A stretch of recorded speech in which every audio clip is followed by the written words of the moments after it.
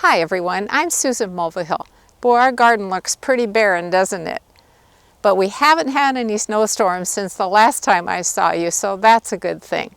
However, winter is definitely on its way because in a few days we're going to start having highs in the mid-40s and lows in the 20s. So it's getting colder. You know, one of the greatest things about growing your own vegetables is that you can preserve a lot of what you harvest to enjoy over the fall and winter months. So today I thought I'd show you the different ways that we preserve our harvest so that we get to eat like kings in the coming months. I mentioned this method for storing root crops in my last video, but just in case you missed it or you need a little more clarification, I wanted to show you again.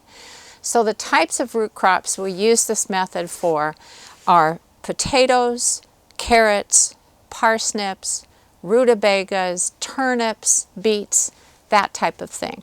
Not onions, because onions need to be kept in a dry environment. It can be a little bit cool where you store them, but mainly they need to be kept dry. So this is a more moist method for those crops that I mentioned. So we have some plastic bins that have lids, and we fill the bins with lightly moistened straw.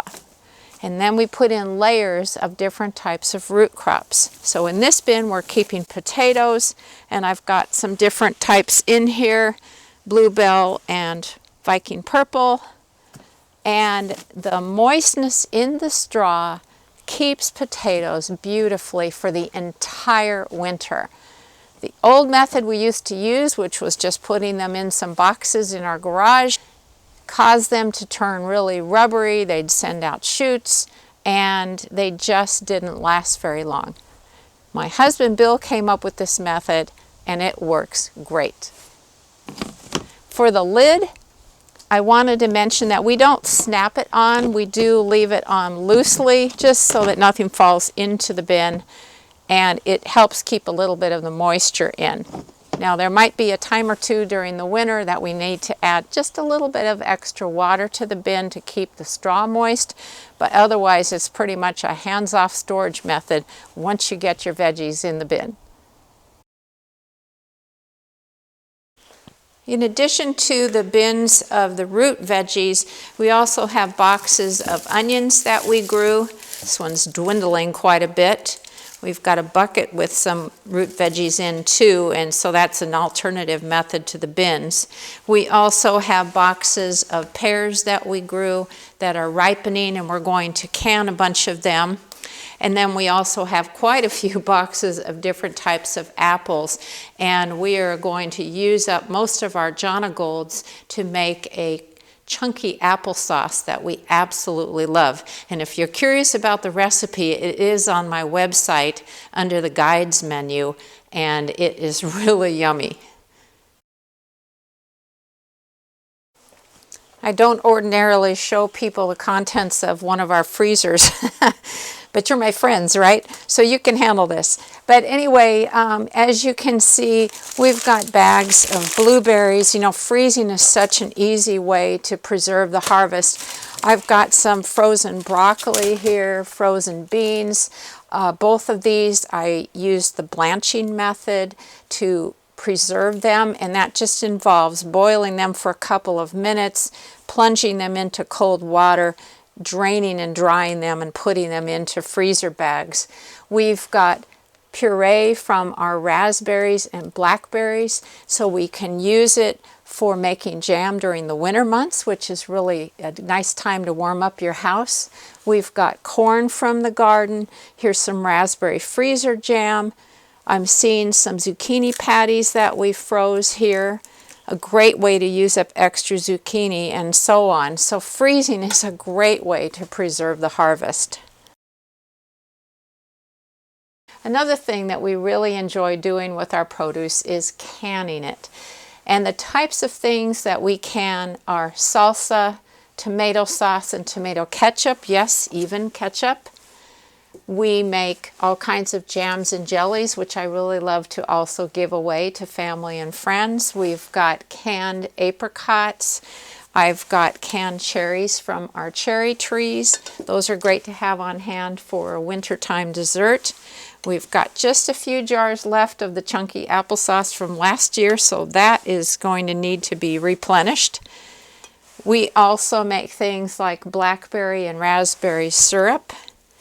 I mean, there's all kinds of things in here, even some pickle relish.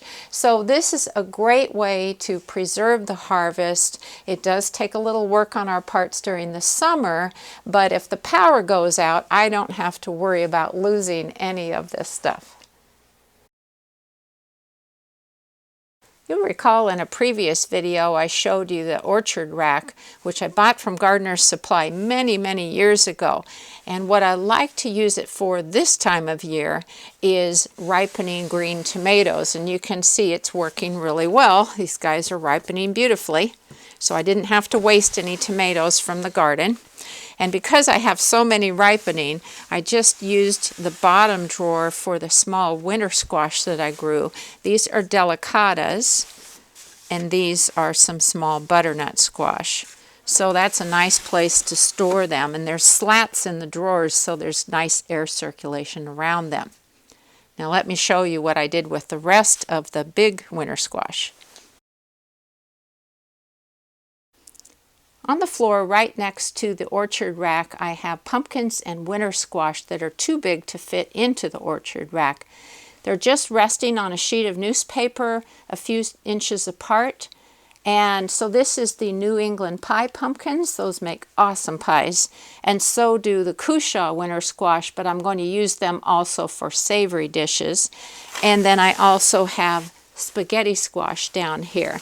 And so this is such an easy way to store winter squash and pumpkins. They just need to be in a dark, somewhat cool area. Now on top of the orchard rack, I also have bags of shallots and garlic, and so that's also a good spot to store them.